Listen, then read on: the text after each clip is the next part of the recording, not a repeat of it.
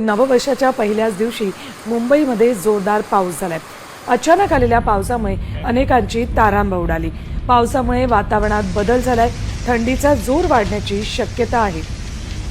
मुंबईमध्ये पहाटेपासूनच पाऊस सुरू आहे। नववर्षाच्या स्वागताला जणू पावसानं मुंबईत हजेरी लावली।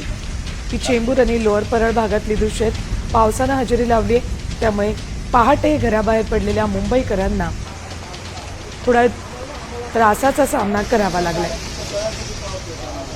याबाबत अधिक माहिती देतात आमचे प्रतिनिधी विशाल सावंत।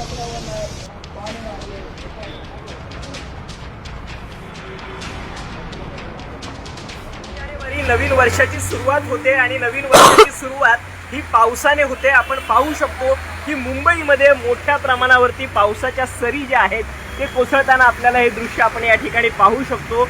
मुंबईमध्ये आज सकाळपासूनच पहाटेपासूनच पाऊस जो आहे तो कोसळताना आपल्याला दिसून येतोय। कुर्ला असेल, चेंबूर असेल, सायन असेल, वडाळा असेल, त्याचबरोबर वांद्रे हा संपूर्ण परिसरामध्ये आहे ते पहाटेपासूनच पाऊस जो आहे तो मोठ्या प्रमाणावरती कोसळताना आपल्याला पाहायला मिळतोय। महत्त्वाचं म्हणजे हिवाळा सुरू आहे आणि ऐन हिवाळ्यामध्ये अशा स्वरूपाच्या पावसाच्या सरी कोसळल्यामुळे कुठेतरी